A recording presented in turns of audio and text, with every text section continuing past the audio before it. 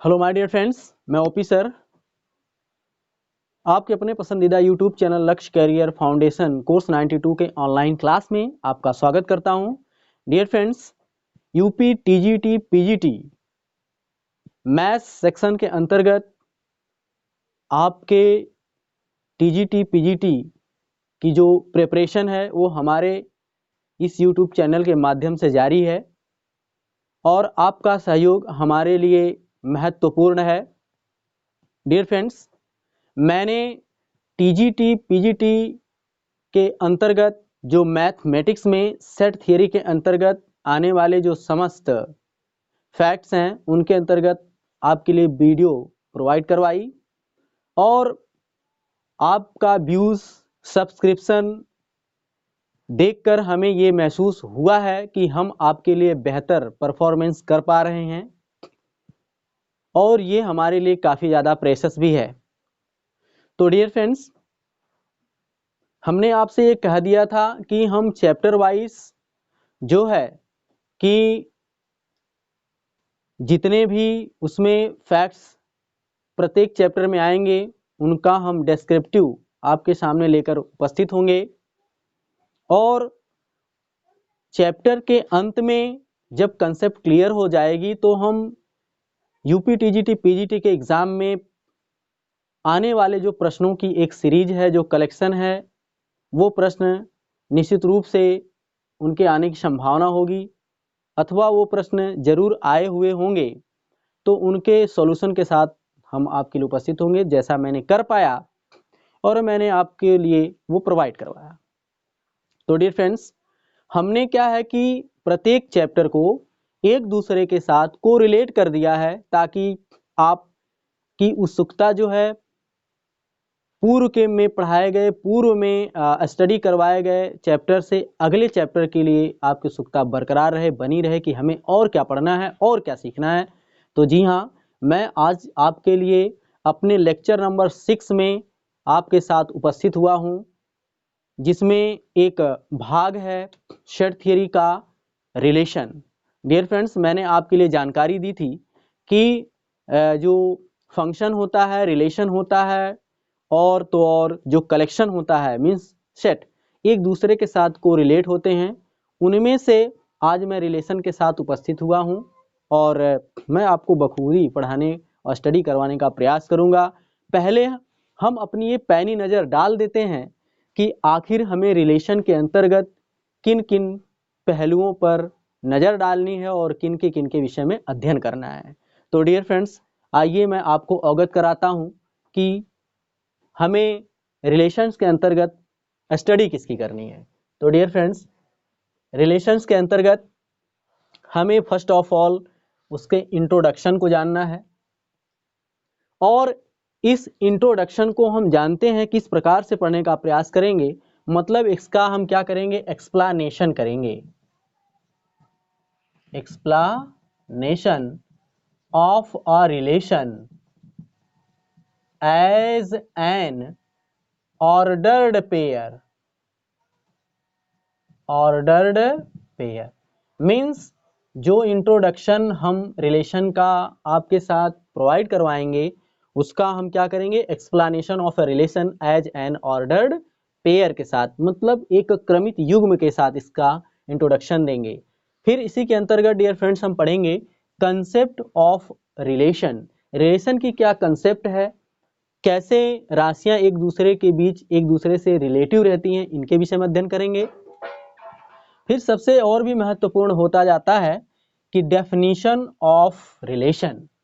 Relation की क्या definition है कंसेप्ट क्लियर करने के पश्चात, और इसी के अंतर्गत हम ये पढ़ेंगे कि total number of relation.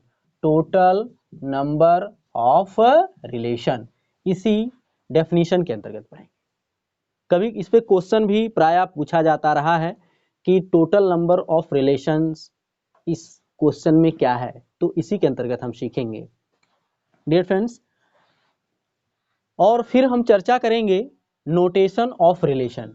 Notation of relation कैसे निरूपण किया जाता है उसका, और रिलेशन के संबंध में हम ये भी सीखेंगे कि रिप्रेजेंटेशन ऑफ अ रिलेशन।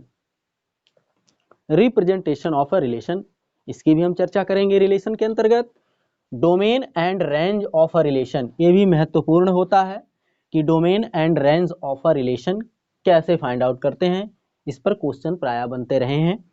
और हम इसके अंतर्गत ये भी चर्चा करेंगे कि various types of relation, relations के कितने प्रकार हैं, इस पर विशेष तौर पे हम चर्चा करेंगे, जो कि most important aspect of relations है, ये ज़्यादा इम्पॉर्टेंट होता है। तो dear friends, various types of relation के अंतर्गत हमें चर्चा किन पे करनी है। एम्प्टी रिलेशन क्या होता है, देख पा रहे हैं। यूनिवर्सल रिलेशन क्या होता है, बाइनरी रिलेशन क्या होता है, और इनवर्स रिलेशन क्या होता है, इस पर हम चर्चा करेंगे, है ना डियर फ्रेंड्स। और थ्योरम ऑन रिलेशंस, ये भी इससे सीधे तौर पर क्वेश्चन कर दिया जाता है कि जो रिलेशन से संबंधित थ्योरम्स होती हैं उनको डायरेक्टली पूछ लिया जाता है। और तो और हम चर्चा करेंगे कंपोजिशन ऑफ टू रिलेशन, दो विभिन्न प्रकार के रिलेशनों का कंपोजिशन कैसे किया जाता है, इसकी भी चर्चा करेंगे, इसके विषय में स्टडी करेंगे।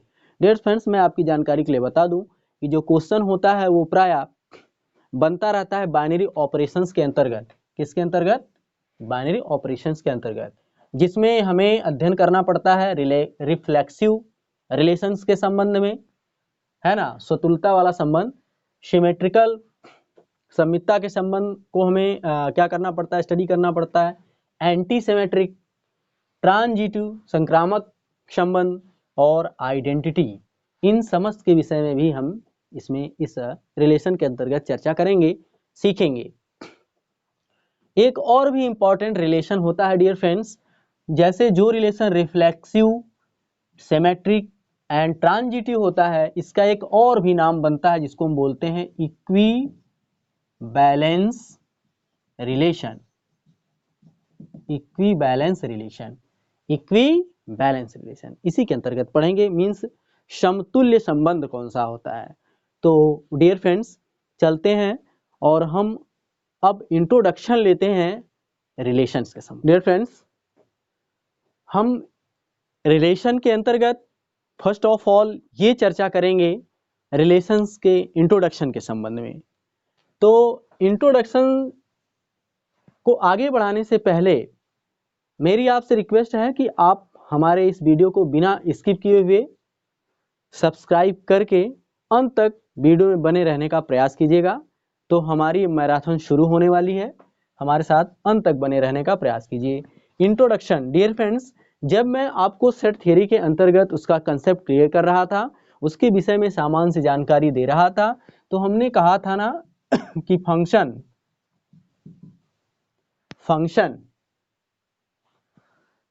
को डिफाइन करने के लिए ही हमें किसकी आवश्यकता पड़ती है, रिलेशन की, ठीक है ना। और किसी भी रिलेशन को डिफाइन करने के लिए डोमेन्स की आवश्यकता पड़ती है, वो भी कम से कम दो, D1 D2, कम से कम दो डोमेन होने चाहिए रिलेशन को डिफाइन करने के लिए। और तो और जो ये डोमेन होते हैं ना, किसी ना किसी कलेक्शन को का बोध कराते हैं। जो डोमेन होते हैं वो क्या होते हैं, collection of elements, things etcetera. तो जो डोमेन होते हैं वो किसी ना किसी कलेक्शन को क्या करते हैं, उसका बोध कराते हैं, और कलेक्शन ही क्या कहलाता है, कलेक्शन ही सेट कहलाता है।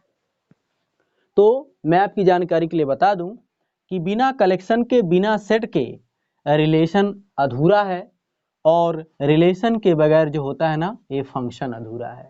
मीन्स यदि आपको रिलेशन क्या करना है, डिफाइन करना है, उसके विषय में जानकारी प्राप्त करना है, हासिल करना है, तो आपको कलेक्शन मीन्स सेट के विषय में अध्ययन करना ही होगा।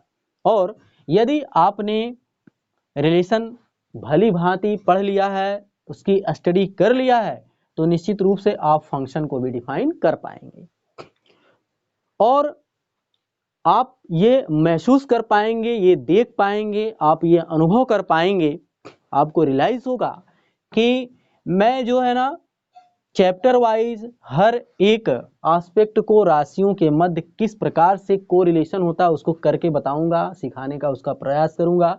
तो डियर फ्रेंड्स, पहले हम इंट्रोडक्शन के अंतर्गत लेने का प्रयास करते हैं। इंट्रोडक्शन के अंतर्गत हमें मानते हैं कि let A is equal to A B C D E and B is equal to, देख पा रहे हैं मैं एक सेट को लेकर चल रहा हूं भाई। A एक सेट है जिसके एलिमेंट्स हैं और B एक सेट है S U V W X Y Z, है ना।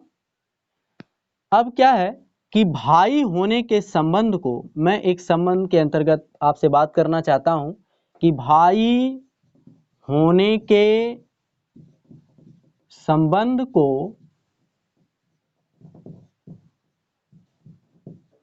R से प्रदर्शित किया जाए। ध्यान देना, भाई होने के संबंध को R से प्रदर्शित किया जाए तो पहले हम आपको क्या करेंगे, एक सामान्य से वातावरण से परिचित करवाएंगे। जैसे रिलेशंस के विषय में बता दूं आपको कि जिस प्रकार से एक पुत्र का उसके पिता के साथ संबंध होता है, एक देश की उसके राजधानी के साथ संबंध होता है ना, एक राशि का दूसरे राष्ट्र के साथ संबंध होता है, तो ऐसे जो ब्लड रिलेशन होते हैं सेम उसी प्रकार से थोड़ा सा भिन्न मैथमेटिक्स में भी रिलेशन होते हैं। जैसे कोई राशि किसी से छोटी है, कोई किसी से बड़ी है ना। इस प्रकार के संबंध को हम मैथमेटिक्स के अंतर्गत भी क्या करते हैं, प्रदर्शित करते हैं। तो पहले मैं आपको क्या करवाता हूं, अवगत कराता हूं इन दो सेट के माध्यम से। जैसे मैंने एक ए सेट लिया है जिसके सदस्य ये हैं, बी एक सेट है जिसके सदस्य ये हैं, और मैं कह दूं ए से बी में जो संबंध है वो किसका है, भाई का। मीन्स भाई होने के संबंध को यदि आर से प्रदर्शित कर दिया जाए तो क्या होगा, ए भाई है किसका, यस का, यू का तथा किसका, वी का। देख पा रहे हैं मैंने क्या कर दिया है, जो ए है ना, ए भाई है किसका, एस का, यू का, वी का। ठीक, बी क्या है, बी भाई है किसका, डब्लू का,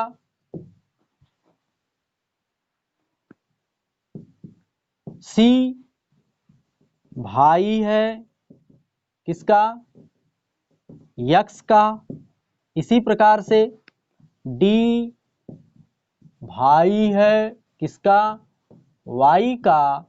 और लास्ट में हम ये कह सकते हैं कि ई क्या है, भाई है किसका, जेड का, है ना। तो हमने क्या किया कि ए और बी में आने वाले समस्त जो एलिमेंट्स हैं उनमें एक संबंध को प्रदर्शित करने के लिए एक आर संकेत लिया है, और इस आर को हमने क्या दिखाया कि ए भाई है एस यू वी का। स्पष्ट है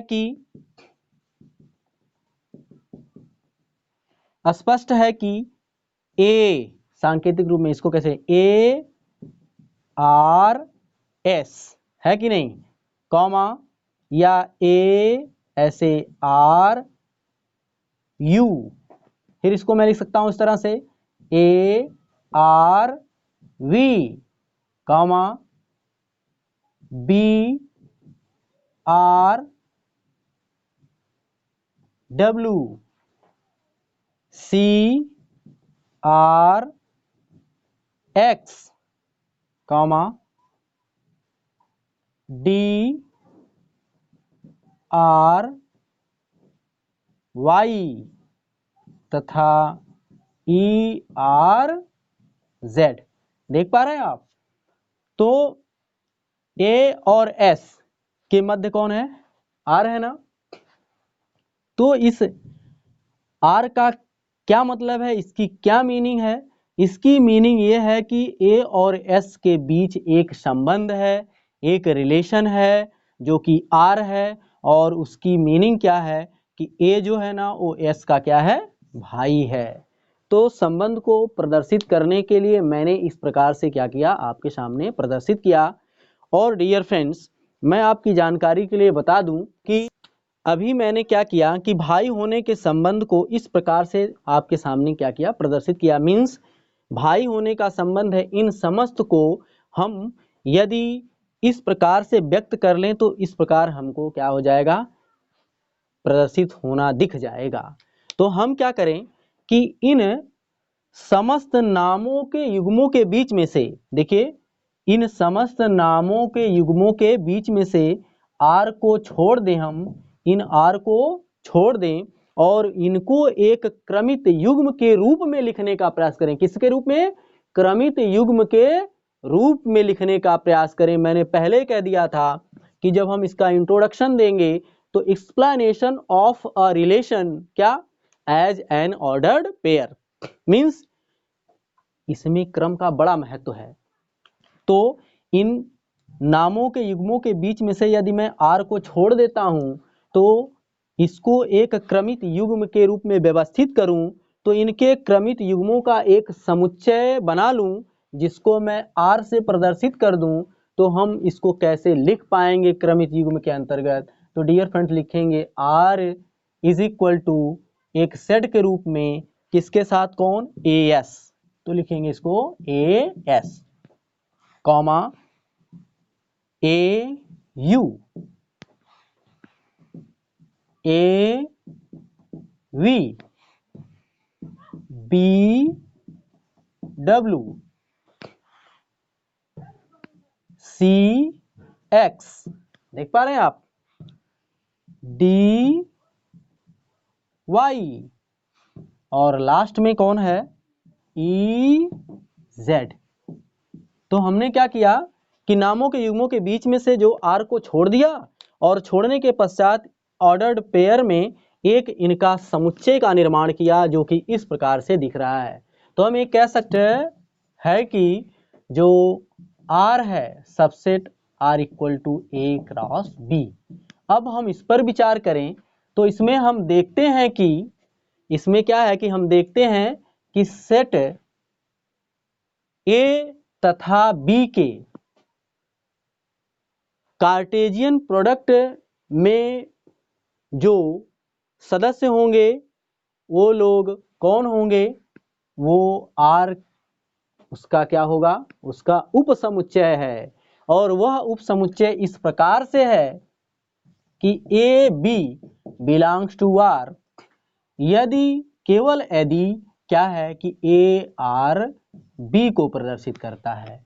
तो इस प्रकार से हम ये दिखा पाते हैं कि एक राशि दूसरे राशि से किस प्रकार से संबंधित है। हम इसको ये भी पढ़ते हैं कि ए इज रिलेटेड विद वी। तो हमारी जो इंट्रोडक्शन है रिलेशंस के संबंध में ये कंप्लीट होती है और हम अब चर्चा करने वाले हैं कंसेप्ट ऑफ अ रिलेशन की। डियर फ्रेंड्स, रिलेशंस के अंतर्गत हमने कहा कि हम अब स्टडी करने जा रहे हैं कंसेप्ट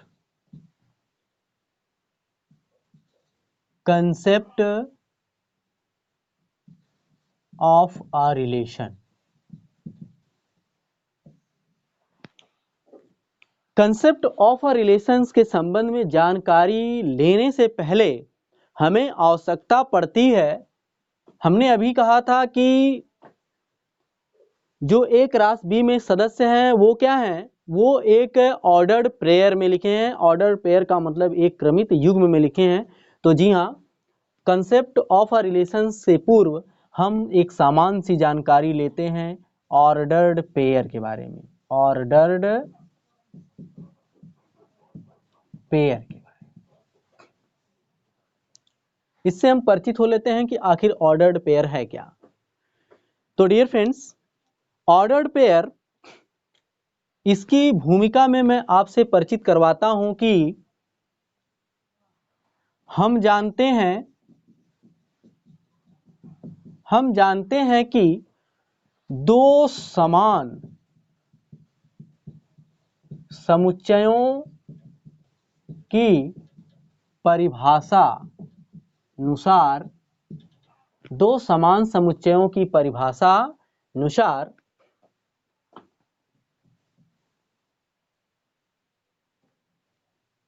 जैसे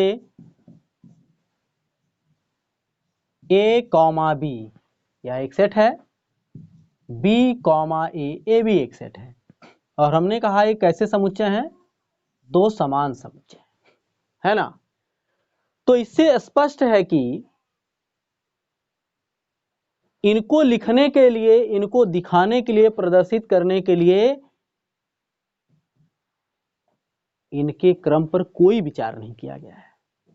मीन्स सेट को लिखने के लिए इनके क्रम का कोई महत्व नहीं होता है, परंतु आप जानते हैं कि संख्याओं, राशियों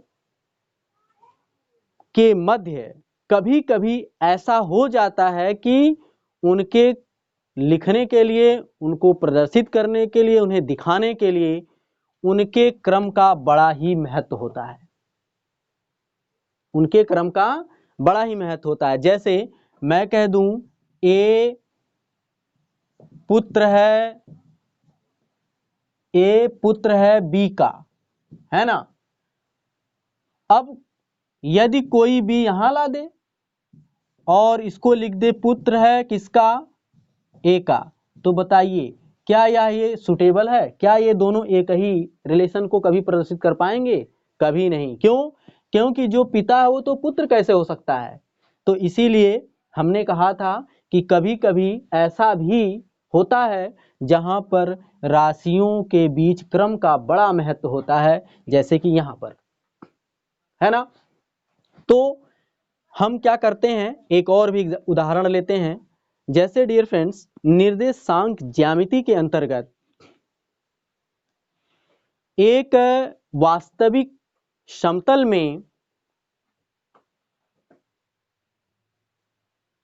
जब हम किसी बिंदु की स्थिति को प्रदर्शित करते हैं तो हमें एक वास्तविक संख्याओं की आवश्यकता पड़ती है, और उन वास्तविक संख्याओं को एक निश्चित क्रम में ही रखते हैं और उस समतल में, मीन्स निश्चित समतल में उस बिंदु की स्थिति का प्रदर्शन करते हैं, उसका निरूपण करते हैं।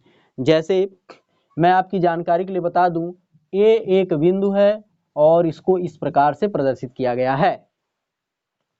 तो जो एक निश्चित समतल होता है ना, उसमें एक दूरी x अक्ष पर दिखाई गई होती है और एक दूरी y अक्ष पर दिखाई गई होती है। वह दूरियां दोनों अक्षों पर या तो धनात्मक दिशा में होंगी या तो ऋणात्मक दिशा में, या तो एक धन एक ऋण दिशा में होगी।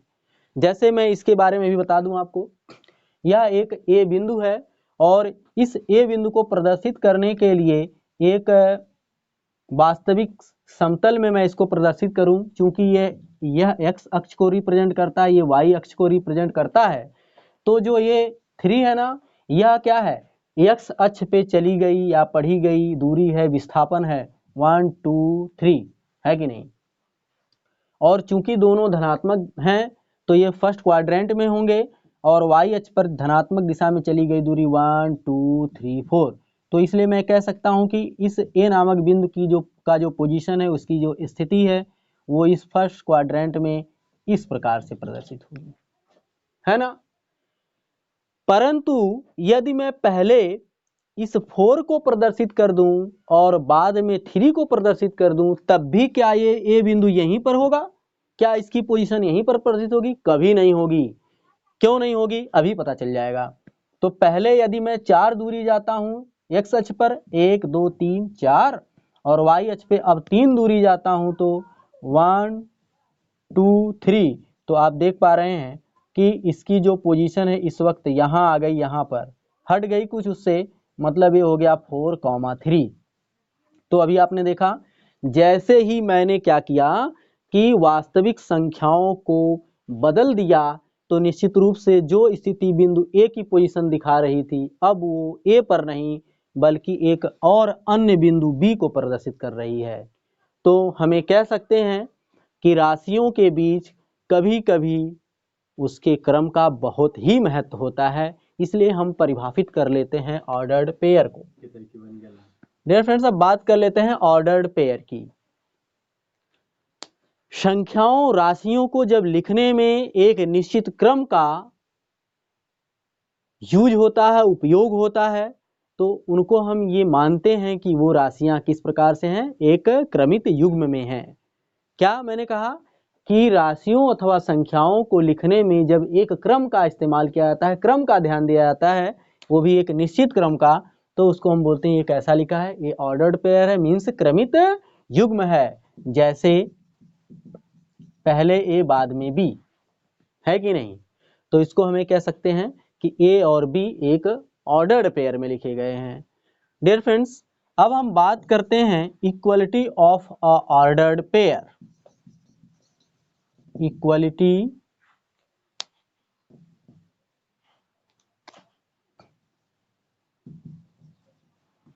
Equality of a ordered pair.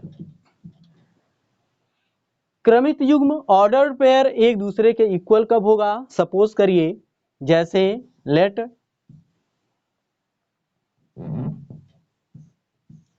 A B is equal to ऐसे डी ई।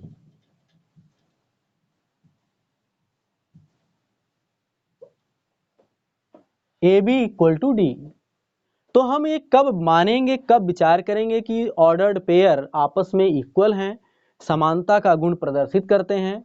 तो डियर फ्रेंड्स, ऑर्डर्ड पेयर होने के लिए हम जानते हैं कि इसमें दो कंपोनेंट्स की जरूरत पड़ती है, दो मेंबर्स की, दो एलिमेंट्स की, दो घटक की जरूरत पड़ती है। जैसे इसका फर्स्ट कंपोनेंट ए है और सेकंड कौन है? बी है। यदि पहले वाले ऑर्डर्ड पेयर का फर्स्ट कंपोनेंट ये किसके इक्वल हो? दूसरे माने अन्य ऑर्डर्ड पेयर के फर्स्ट कंपोनेंट के इक्वल हो, तथा फर्स्ट ऑर्डर्ड पेयर का सेकंड कंपोनेंट ये किसके इक्वल हो? सेकंड ऑर्डर्ड पेयर के सेकंड कंपोनेंट के इक्वल हो, तो हम कह सकते हैं कि ये दोनों ऑर्डर्ड पेयर एक दूसरे के साथ इक्वलिटी प्रस्तुत करते हैं। तो इस प्रकार से क्या होता है, हमें कह पाएंगे कि ये दोनों ऑर्डर्ड पेयर एक दूसरे के इक्वल हैं। अब हम बात करते हैं कार्टेशियन प्रोडक्ट के अंतर्गत ऑर्डर्ड पेयर की। चलिए डियर फ्रेंड्स, हम बात कर लेते हैं कार्टेशियन प्रोडक्ट ऑफ सेट्स, इनकी बात कर लेते हैं। Let a and b are the two non empty set and A belongs to capital A, B belongs to capital B के सभी अथवा समस्त संभव क्रमित युग्मों, इसके समस्त क्रमित युग्मों A, B को क्रमित युग्मों के समुच्चय A, B को A तथा B का क्या बोलते हैं? कार्तीय गुणन बोलते हैं। कार्तीय गुणन बोलते हैं। ध्यान दीजिएगा, A और B दो अरिक्त समुच्चय हों और स्मॉल a कैपिटल A का सदस्य है और स्मॉल b कैपिटल B का सदस्य हो, तो क्या होता है कि इसके अंतर्गत आने वाले समस्त संभव क्रमित युग्मों के समुच्चय को, मीन्स AB को A तथा B का क्या बोलते हैं? कार्टेशियन प्रोडक्ट बोलते हैं। तो डियर फ्रेंड्स, हम इसको इस प्रकार से भी प्रदर्शित कर सकते हैं कि इसको हम पढ़ते हैं A क्रॉस B। क्या पढ़ते हैं इसको? A क्रॉस B पढ़ते हैं इसको, ठीक है ना? और भी यदि हम इसको प्रदर्शित करना चाहते हो तो हम इसको ये भी लिख सकते हैं कि जैसे A cross B is equal to होता है कि x सच दैट x क्या है कि A बिलोंग्स टू, इसको हम प्रदर्शित करेंगे कि A comma B, x such that x A comma B, जहां A belongs to capital A, B belongs to capital B। या मैं इसको इस प्रकार से प्रदर्शित कर दूं B क्रॉस A, तो मैं इसको कहूंगा x such that x B A means क्या है, B belongs to capital B, A belongs to capital A। इस प्रकार से प्रदर्शित हम करें तो इसको बोलते हैं कार्टेशियन प्रोडक्ट ऑफ सेट। बात कर लेते हैं कि कार्टेशियन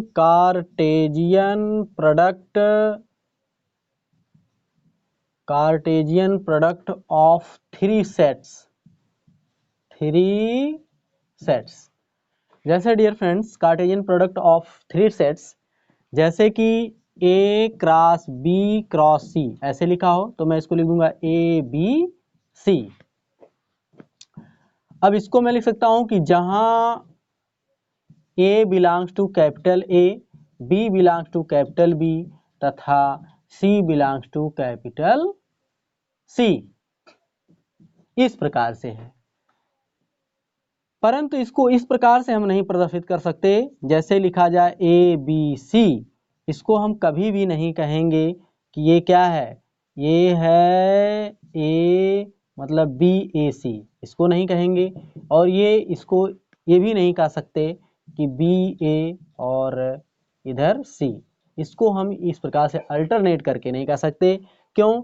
क्योंकि इनको लिखने में इनके क्रम का बड़ा ही महत्व होता है। तो इस प्रकार से हम इसको Cartesian product of three sets के रूप में लिख सकते हैं। कहते हैं graphical representation of ordered pair. Graphical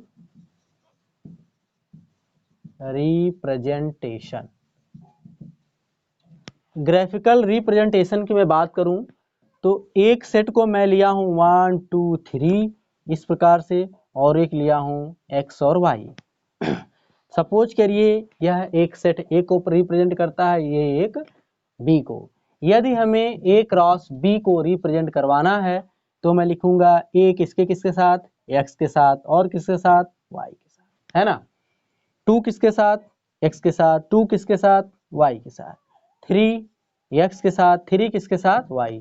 means क्या है, एक समुच्चय A के अंतर्गत आने वाला जो एक नामक ये सदस्य है वो B में आने वाले सदस्य x और y दोनों के साथ क्या है, रिलेट है। तो हम क्या कर सकते हैं कि ना ऑर्डर्ड पेयर के अंतर्गत इसका ग्राफिकल निरूपण भी कर सकते हैं। अब हम सम मोस्ट इंपॉर्टेंट रिजल्ट्स की बात कर लेते हैं जो ऑर्डर्ड पेयर पर लिखा रहता है। डियर फ्रेंड्स, हम बात कर लेते हैं कि कार्टेशियन प्रोडक्ट ऑफ सेट्स के अंतर्गत जिनका एक बहुत बड़ा इंपॉर्टेंट रिजल्ट होता है, और इस रिजल्ट्स को डायरेक्टली क्या करते हैं कि एग्जाम में इसका क्वेश्चन क्रिएट करके पूछ देते हैं। यदि हमें इसकी जानकारी नहीं हो तो हम इसका आंसर करेक्टली नहीं दे पाते हैं। तो मैं आपकी जानकारी के लिए बता दूं, यदि A तथा B दोनों में से कोई एक या दोनों रिक्त समुच्चय हो, कौन हो, रिक्त समुच्चय हो, तो क्या होगा, A क्रॉस B, ये क्या होगा, A भी एक नल सेट को प्रदर्शित करेगा मीन्स फाई को, या B क्रॉस A, ये भी किसको प्रदर्शित करेगा, फाई को ही। तो हमें कह सकते हैं कि A cross B is equal to phi. Means ये क्या प्रदर्शित करता है, इसमें A क्या होगा, A या तो एक फाई होगा या इसमें B जो होगा समुच्चय वो भी क्या होगा, फाई। मीन्स एक नल सेट एमसी सेट हो सकता है।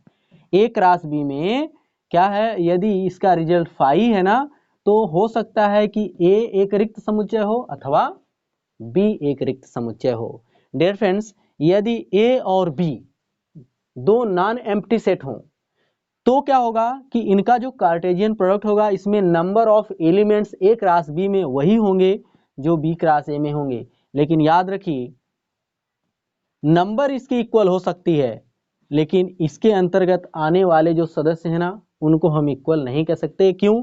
क्योंकि इसमें ऑर्डर्ड पेयर का बड़ा ध्यान दिया जाता है। बट इसमें number of elements A cross B में वही होंगे जो number of elements B cross A में होंगे।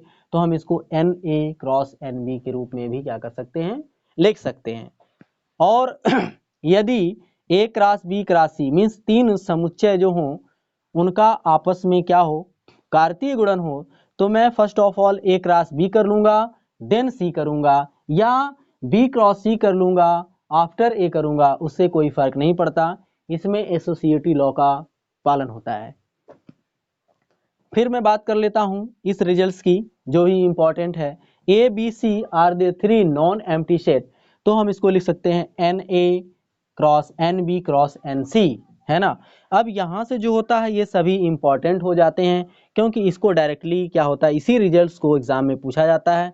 जैसे ए का Cartesian product b union c के अंतर्गत है, तो हम इसको सेपरेटली कर सकते हैं A cross B union A cross C के माध्यम से, है ना। नेक्स्ट को यदि बी यूनियन सी के बजाय बी इंटरसेक्शन सी हो तो डेफिनेटली सेम ऐसे ही लिखेंगे हम A cross B intersection A cross C के माध्यम से। Next A cross B minus C, तो हम इसको क्या करेंगे, अल्टरनेटली लिख सकते हैं A cross B and minus A cross C के माध्यम से। नेक्स्ट यदि यहीं पर माइनस ना होकर के प्लस हो तो हम इसको लिख सकते हैं कि ए क्रॉस बी प्लस ए क्रॉस सी। अब देखिए ये भी अपनी महत्वपूर्ण भूमिका निभाता है। लास्ट का जो रिजल्ट्स है ये most important results on Cartesian product पर है between two or more than sets a cross B intersection c cross D.